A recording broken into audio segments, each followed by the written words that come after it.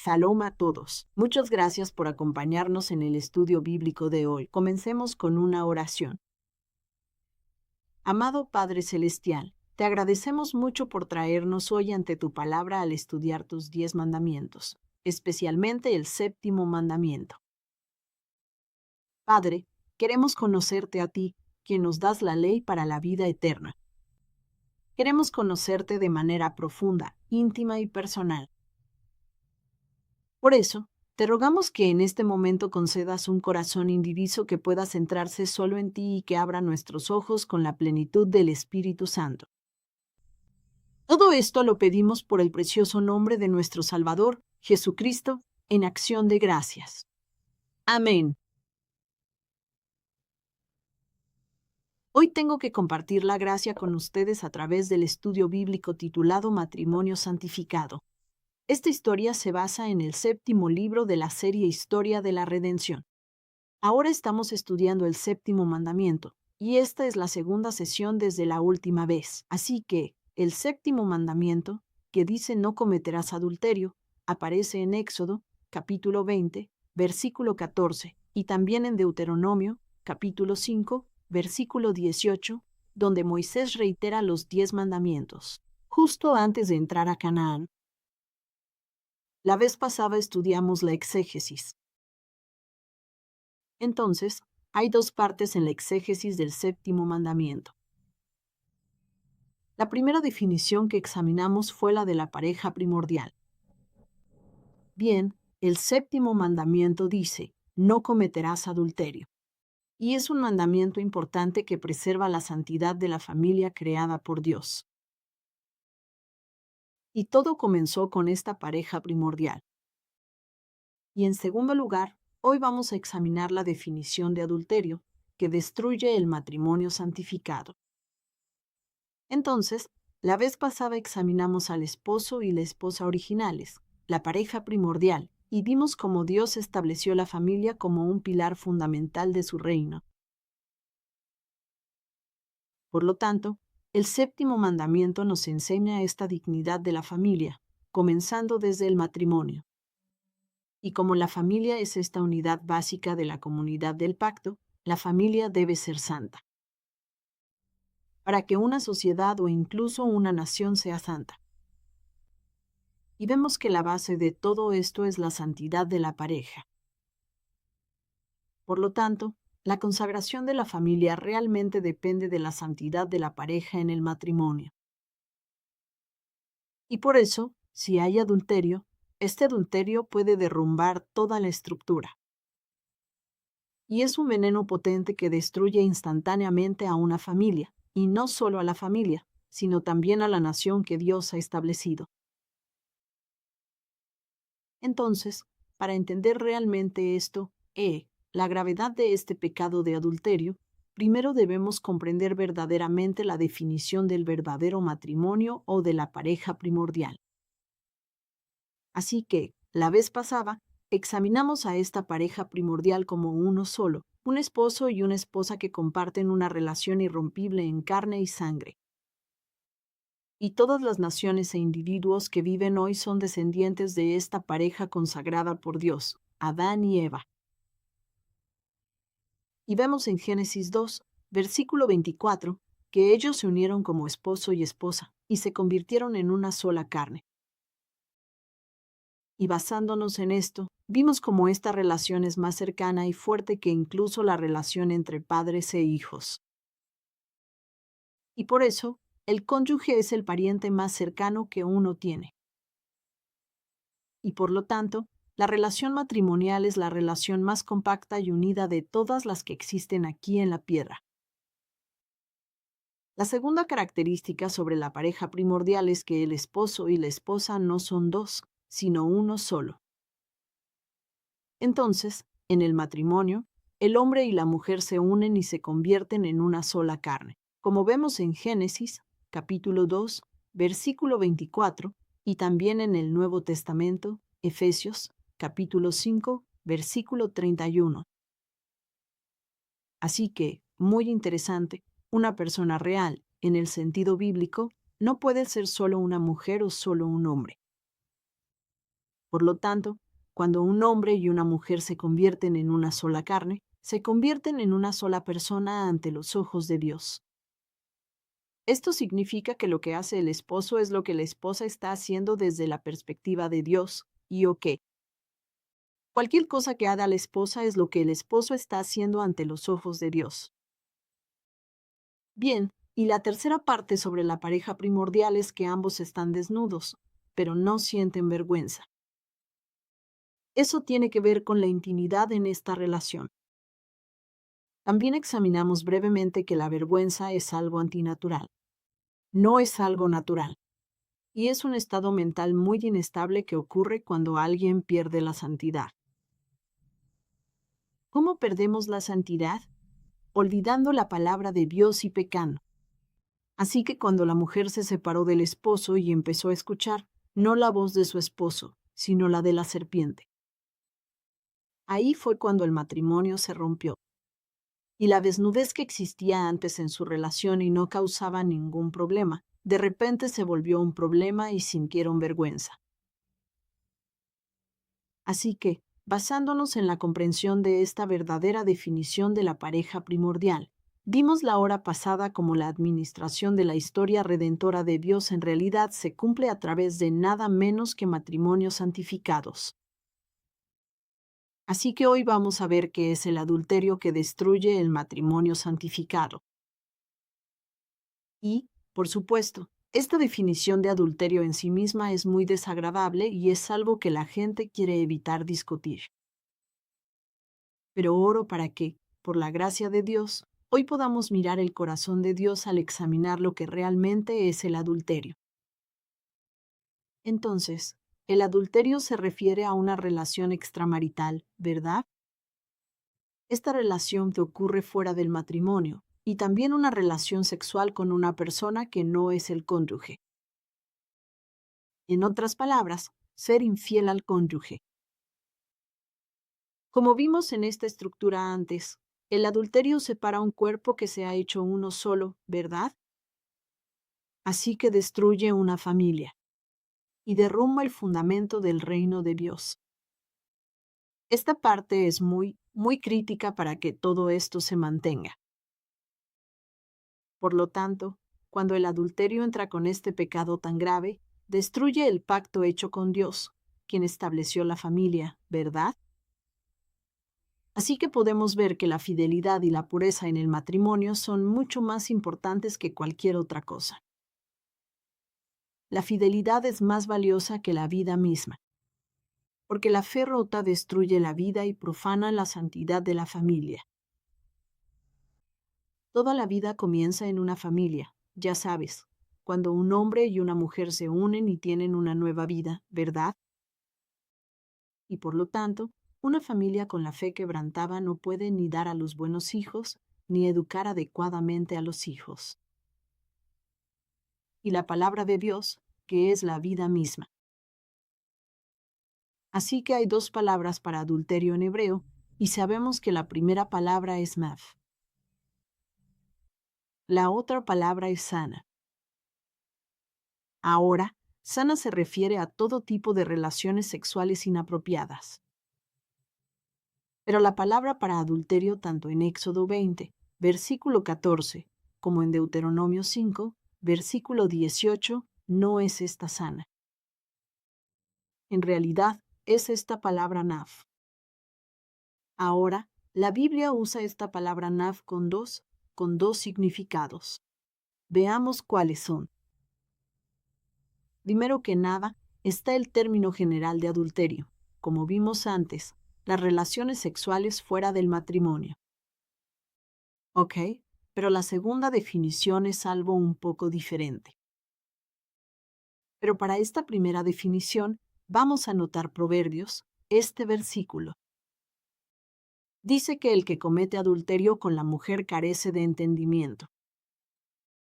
El que quiere destruirse a sí mismo lo hace, así que el adulterio, al final, lleva a la autodestrucción. Bien, ese es un término general para adulterio, pero también hay un segundo significado de esta palabra. Se refiere a la idolatría, que esto es adulterio espiritual, idolatría del pacto del pueblo de Israel. No debemos subestimar la composición de todo nuestro ser. No solo estamos hechos de carne, ¿verdad? Estamos hechos de carne, alma y espíritu. Puede haber adulterio físico. También hay adulterio espiritual. Y la implicación es muy, muy grave. Veamos Jeremías 3, 6 al 9 y Oseas 4, 12 al 14. En Oseas, Dios dice, mi pueblo consulta a su ídolo de madera. Ahora, ¿con quién se supone que debemos consultar y hablar de nuestros asuntos? Con Dios mismo. Así que en un matrimonio, ya sabes, el hombre o la esposa quieren consultar los asuntos importantes el uno con el otro, ¿verdad?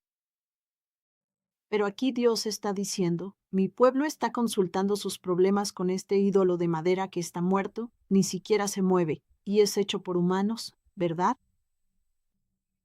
Y su vara de adivinación les informa, esto es porque el espíritu de prostitución los ha desviado, y se han prostituido apartándose de su Dios.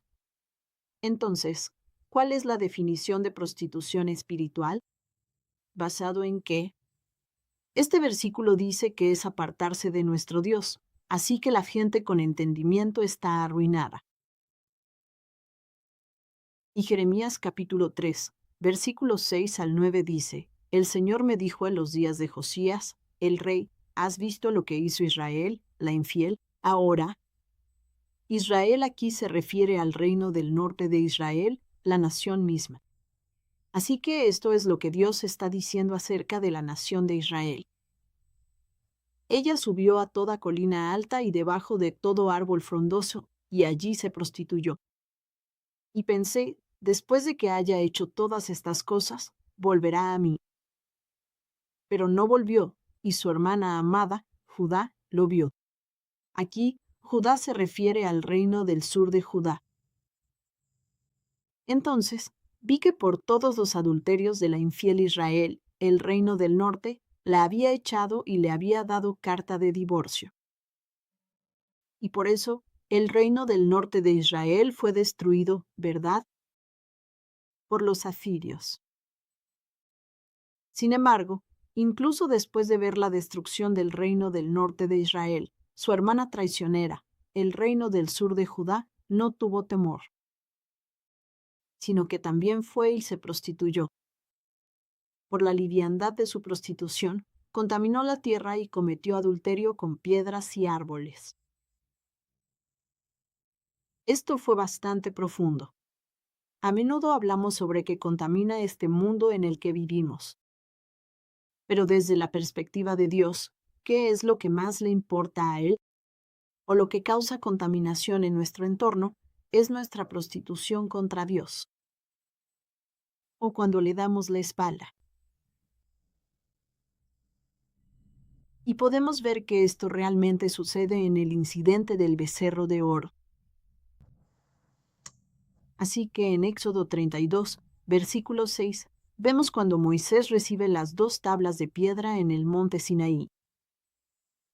Pero Aarón, junto con los israelitas, hizo este becerro de oro y lo adoraron y ofrecieron sacrificios.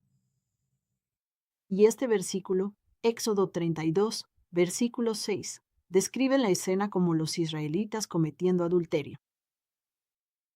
Mientras adoraban al becerro de oro, al día siguiente se levantaron temprano y ofrecieron holocaustos y presentaron ofrendas de paz. Ahora, los holocaustos y las ofrendas de paz se suponía que debían ser ofrecidos a Dios, pero en vez de eso, se los ofrecieron a este becerro de oro que ellos mismos hicieron. Y el pueblo se sentó a comer y beber, y luego se levantó para divertirse. Esta palabra, divertirse. Esta nota agrega que se refiere a un comportamiento sexual cuando ocurre en la forma intensiva del verbo piel. Así que aquí podemos ver que la Biblia define el adulterio como idolatría. Así que volvamos ahora a la definición de adulterio. La Biblia define el adulterio como idolatría. Y la idolatría es cuando una esposa abandona a su esposo y se involucra en actos infieles y adúlteros. Entonces, si estamos hablando de nuestra relación con Dios, la cual Dios define como yo soy tu esposo y tú eres mi esposa. Así que aquí, esta esposa que abandona a su esposo, la esposa se refiere a nosotros y el esposo se refiere a Dios mismo. La Biblia compara esta relación entre Dios y nosotros, o Dios e Israel, con la de un esposo y una esposa. ¿Por qué? Es por esta palabra, pacto.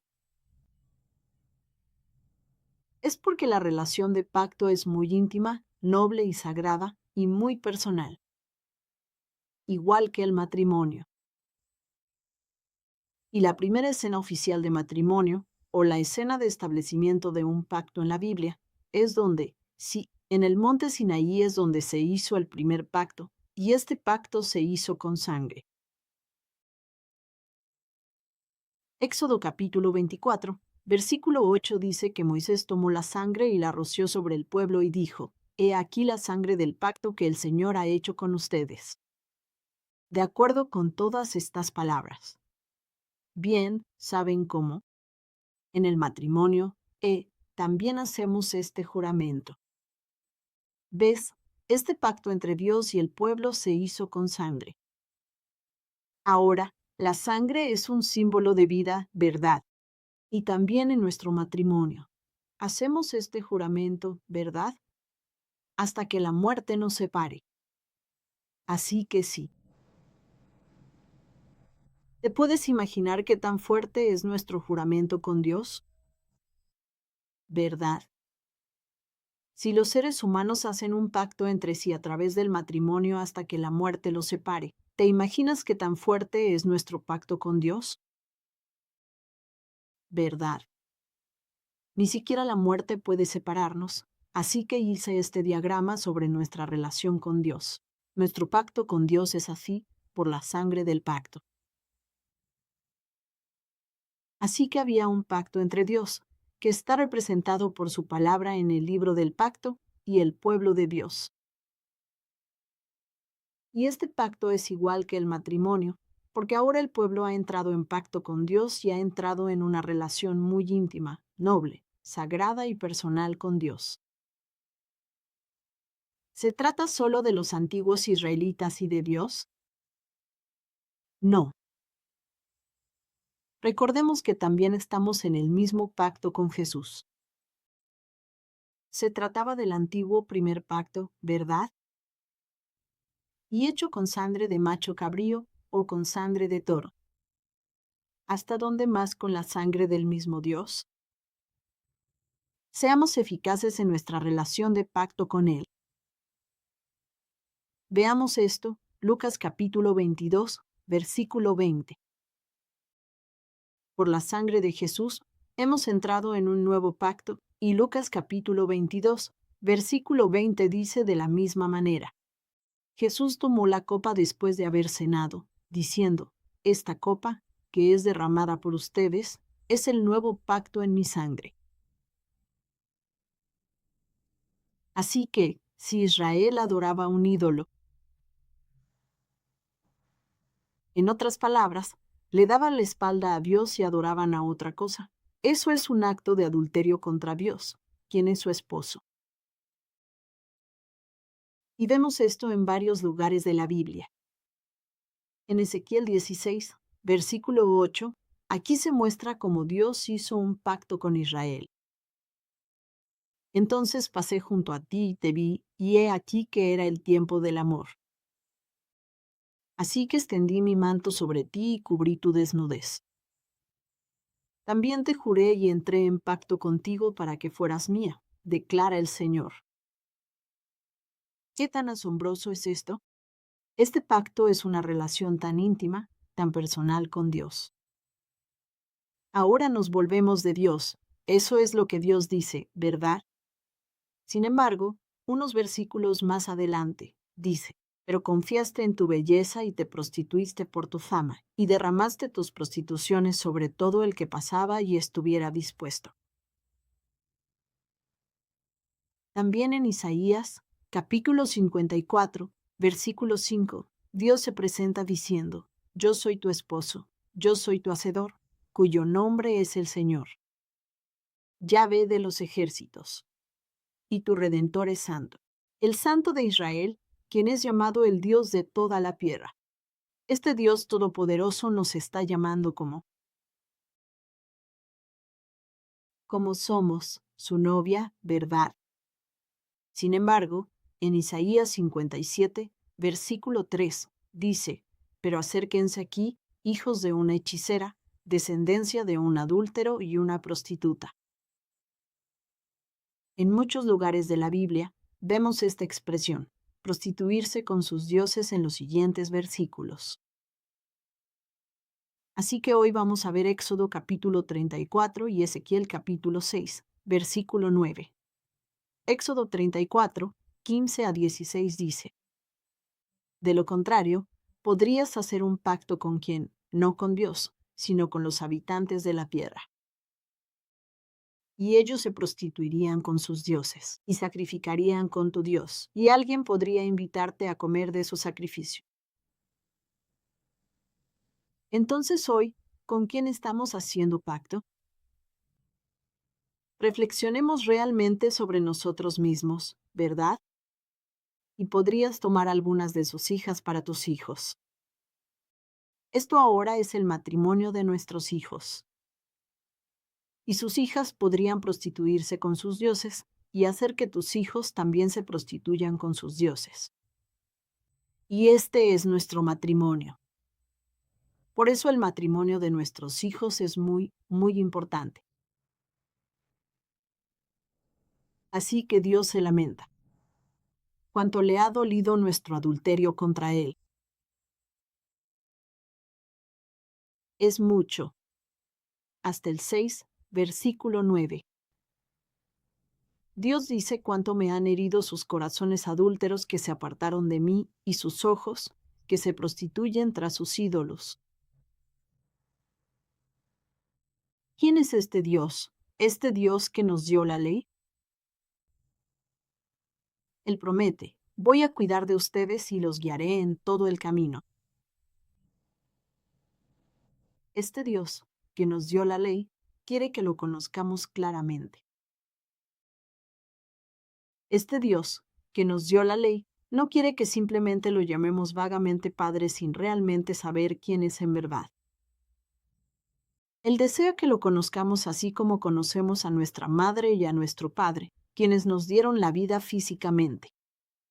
¿Sabes qué tipo de personalidad tiene? ¿Qué clase de corazón tiene para nosotros?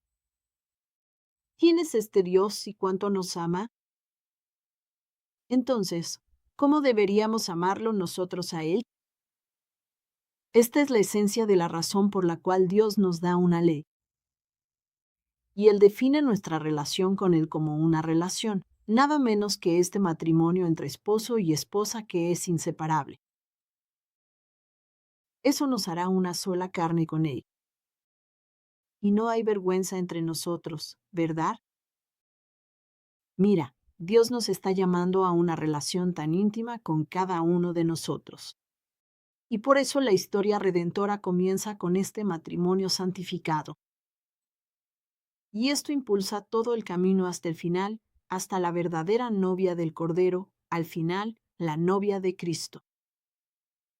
Así que veamos esto brevemente, en la línea de tiempo de la historia redentora.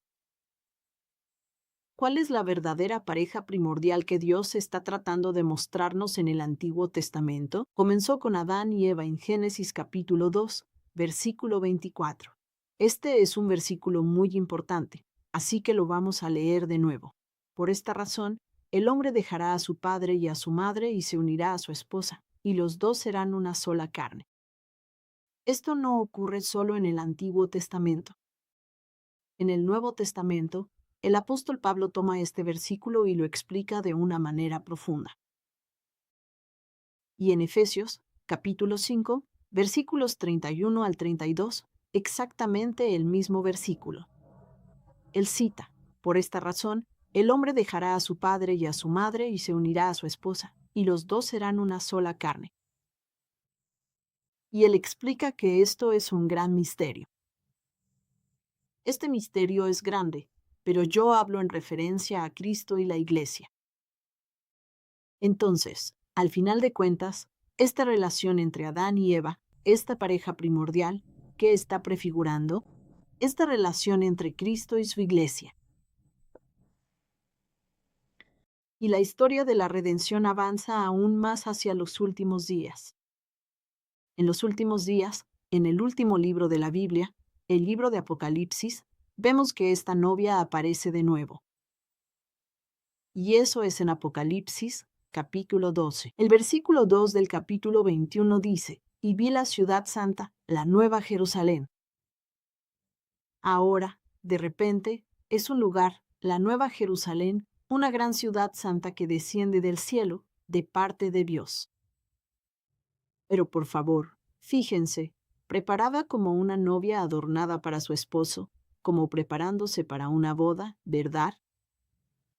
Y en Apocalipsis capítulo 21, versículos 9 al 10, dice: esta novia adornada para su esposo.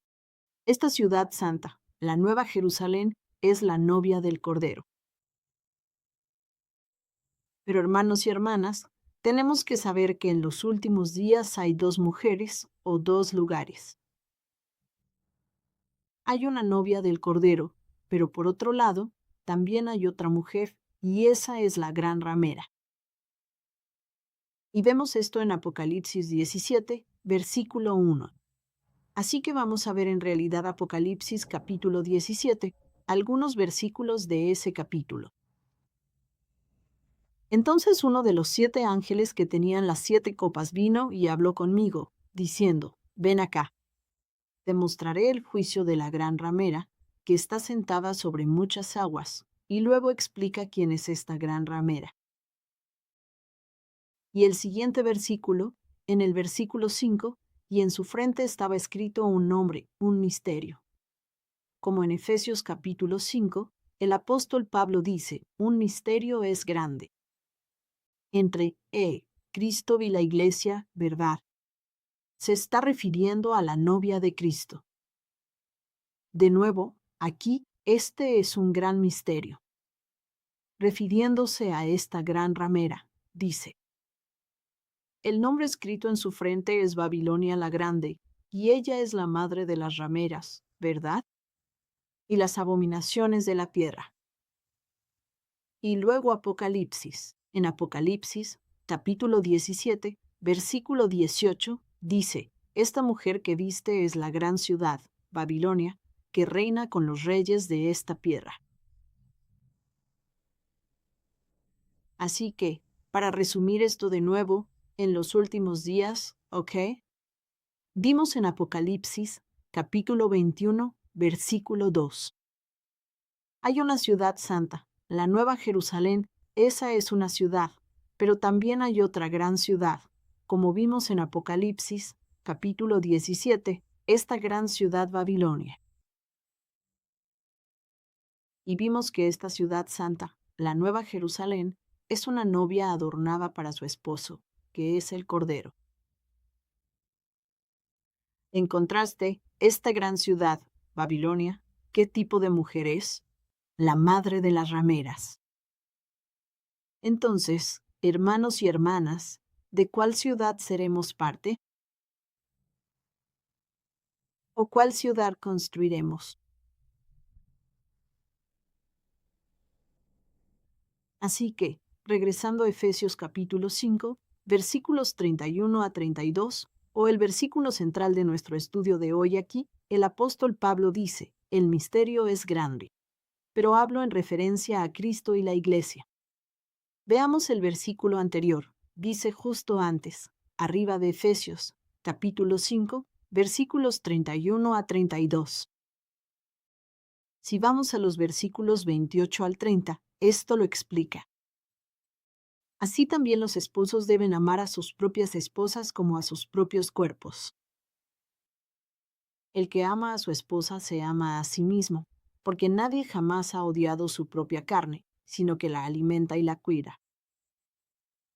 Miren, aunque no estemos satisfechos con cómo se ve nuestra nariz, o nuestros labios, o nuestros ojos, lo que sea, ¿verdad? Pero nunca odiamos nuestro cuerpo, siempre lo alimentamos, lo cuidamos y lo valoramos, ¿verdad? Y el apóstol Pablo está diciendo que así es como debemos amar a nuestras esposas. Pero él señala esto, así como Cristo también lo hace con la iglesia. Eso significa que Cristo también amó a la iglesia como a su propio cuerpo. ¿Por qué? Porque somos miembros de su cuerpo. Somos promiscuos e infieles. Aún así, Jesús nos llama primero como su verdadera novia. Él nos llama a convertirnos en su Jerusalén, la verdadera ciudad de la paz. Y está diciendo que Él y nosotros somos uno, una sola carne. Él es nuestra cabeza y nosotros somos su cuerpo. Somos una sola carne. Y por eso, cada vez que estamos enfermos, cada vez que estamos heridos, Jesús también está enfermo. Y Jesús fue herido por nosotros hasta el punto de que voluntariamente incluso murió por nosotros. Y vemos eso en Isaías, capítulo 53, versículo 4. Dice, ciertamente Él llevó nuestras enfermedades. Y la palabra enfermedades no solo se refiere a la tristeza, sino que en hebreo significa enfermedad o dolencia. Y cargó con nuestros dolores. ¿Por qué? Porque Él nos cuida y nos alimenta, ya que somos su cuerpo, y por eso, hermanos y hermanas, hoy, que podamos crecer y madurar juntos como su cuerpo, para que su sufrimiento, su dolor, se convierta en nuestro sufrimiento y nuestro dolor, porque somos uno con Él. En Colosenses capítulo 1, versículo 24, el apóstol Pablo dice exactamente esto. Ahora me gozo en lo que padezco por ustedes, y completo en mi carne. Lo que falta de las aflicciones de Cristo por amor a su cuerpo, que es la iglesia. Por eso nosotros, siendo un solo cuerpo y miembros del cuerpo, participamos en el sufrimiento de la iglesia. Participamos en el dolor como el cuerpo comunitario del pacto. Primera de Corintios 12, versículos 25 al 27, nos explica cómo somos uno, hermanos y hermanas, para que no haya división en el cuerpo. Y aquí escucho que este cuerpo se refiere a la iglesia, ¿verdad? El cuerpo de Jesús. Pero que los miembros, nosotros, tengamos el mismo cuidado los unos por los otros. Debemos nutrirnos y apreciarnos unos a otros como a nosotros mismos. Así que el siguiente versículo.